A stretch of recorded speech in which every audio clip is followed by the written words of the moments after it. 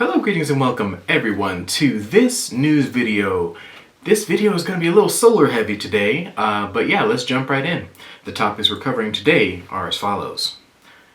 Peter Rawlinson steps down from Lucid Motors. Ultralight solar film. Perovskite solar cell improvements. Kesterite solar cells. Tesla sales drop 50% in Europe. February update from Aptera, and things I liked. Let's get started.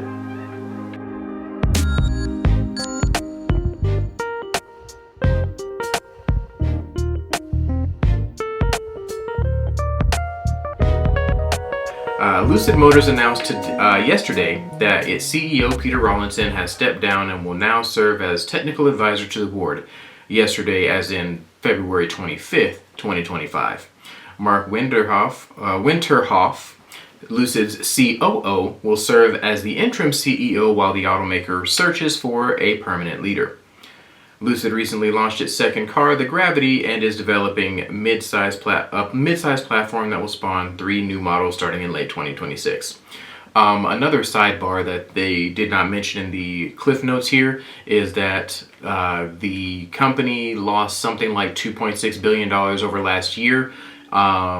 That did not sit well with a lot of investors, and that could have been a factor as to why he ended up stepping down. But another factor was just the fact that it was a role that he felt was better suited to someone else, and he went ahead and decided to become the chief technical advisor to Lucid as a company. Interesting Engineering has an article that talks about solar cells that are 50 times thinner than a human hair and 25 times lighter, set to reshape energy sometime in the near future. Nobody necessarily knows when. These films are exceptionally thin, less than a millimeter, and much lighter, 25 times lighter than the lightest silicon solar panel. Queen Mary University of London and PowerRoll, a solar startup, have come together to commercialize Perovskite solar film. That is, in fact, the material that they're using. These are Perovskite cells that are exceedingly thin. Now, the only thing that I didn't necessarily like about this article was the fact that they didn't talk about any efficiency numbers or anything like that, which seems to be the case for most of these newer solar technologies if they are in the more experimental stages. So I'm assuming that this Perovskite solar film still has some kinks to iron out, and it shows by the fact that they don't have efficiency numbers just yet. On the Perovskite note, scientists have cracked the code to longer-lasting Perovskite solar technology.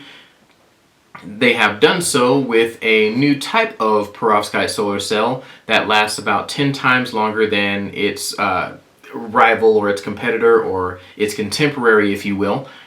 It is made from a new aluminum-based, or rather aluminum-doped Perovskite cell. So they are using aluminum to make perovskites last longer, and in this case about 10 times longer, which translates to something like a few years now instead of a few months. Let me see. I will link the article for this one down below so you guys can read it. It's actually... I bit my tongue. How did I do that? I will link the link down below so you guys can check out the rest of the article. It is actually very interesting how they made this thing work and how they are testing it, so I would suggest checking it out. So long, Perovskite, we barely knew ye, or so this ecoportal.net website would like you to think. There is a new form of solar cell that is coming out, that is being researched rather, called Kesterite. Wow. These solar panels come from the 22nd century, apparently.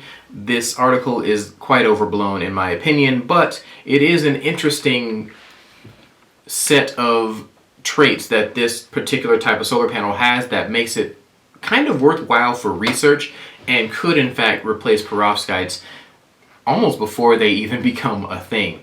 So how is Kesterite better than perovskite? As a tandem top cell candidate, Kesterite Cu2ZnSnS4 is a compound of copper, zinc, tin, and sulfur. It's a high band gap thin film, flexible material that presents a promising substitute for the more extensively researched perovskite due to its long-term performance, low manufacturing costs, and environmental friendliness.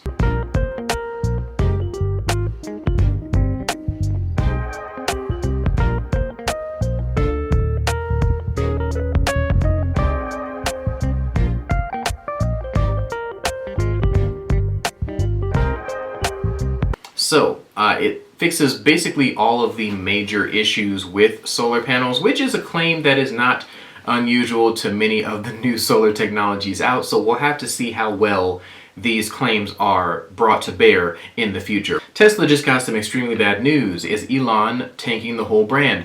What could he possibly be doing that is tanking his own brand? Let's go ahead and find out here.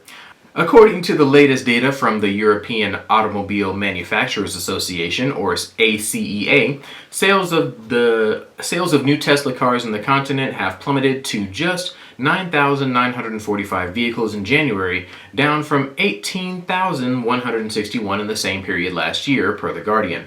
That's a whopping 45% decrease. As sales collapse, the automaker's unusually stellar stock position. That was a Freudian slip. It's supposed to be usually, not unusually. I'm sorry. As a person who has started to get more and more into stocks and figuring out how to value a stock, it was kind of mind-blowing to me how Tesla had such a high valuation without much to back it up. So I said unusually instead of usually for that reason. So yeah. Anyway, the automaker's usually stellar stock position has also taken a ding despite soaring to an all-time high in the wake of Donald Trump's election victory. As of Tuesday morning, Tesla shares dropped by more than 8% for a cumulative decline of 23% in the last month of trading. As of the writing of this article, the last month of trading would have been during the time frame that he was acting as Trump's Doge. Like I did there? I didn't. Anyway, so Aptera did an update for February. The update itself was actually pretty benign. It was cool in the sense that it showed a lot of stuff that they were going to be doing soon and the future events where Aptera would show up, but it was interesting being a person that was there for most of the stuff that's happening in this video and being like, oh yeah, I knew about that. Oh yeah, I knew about that. Oh yeah, that thing. Yeah, it was a unique feeling, one that I was not fully ready to accept, I guess, and it felt kind of on the dull side because I've already seen all the cool stuff and it was all flashy during CES.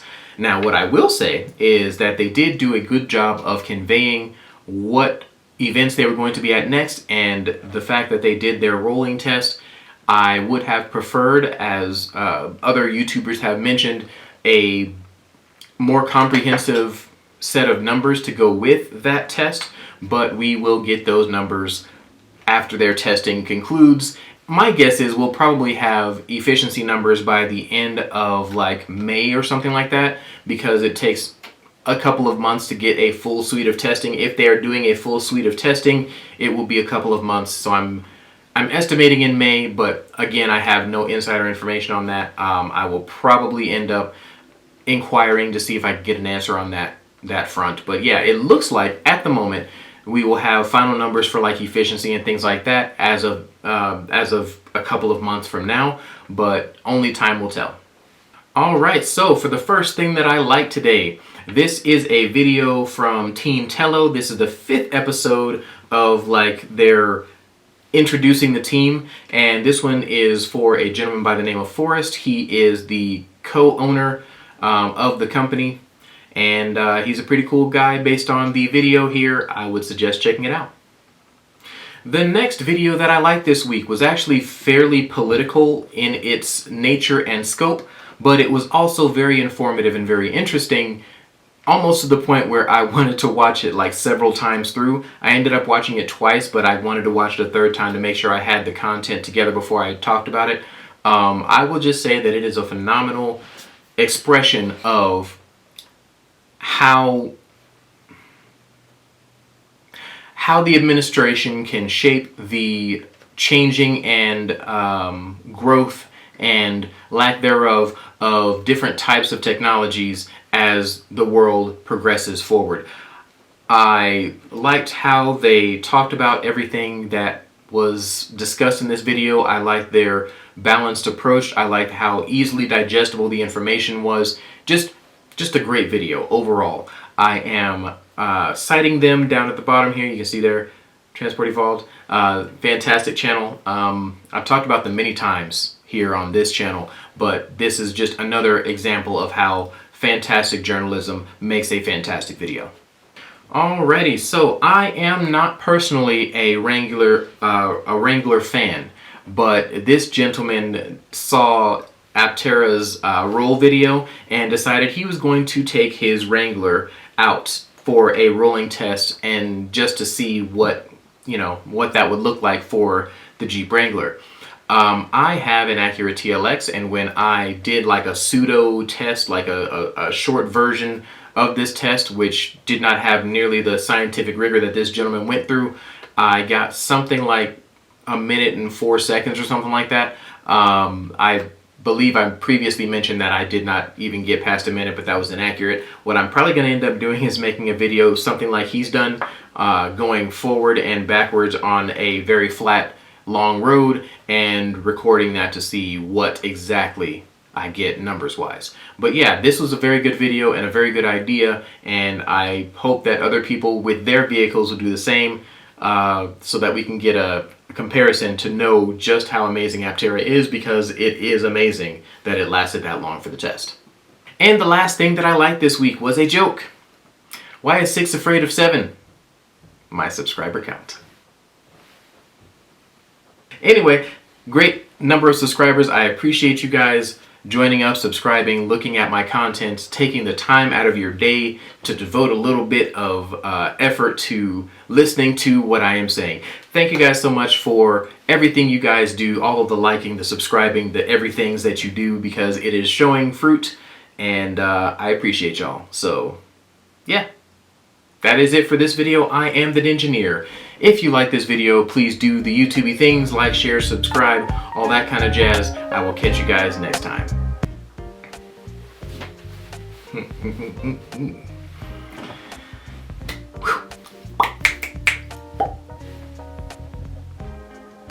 All right.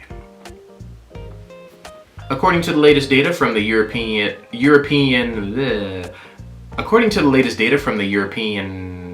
why is European the word that gets me today? And I just said it just fine. Holy bananas. Okay. All right. And the last thing that I liked this week was a joke. Oh.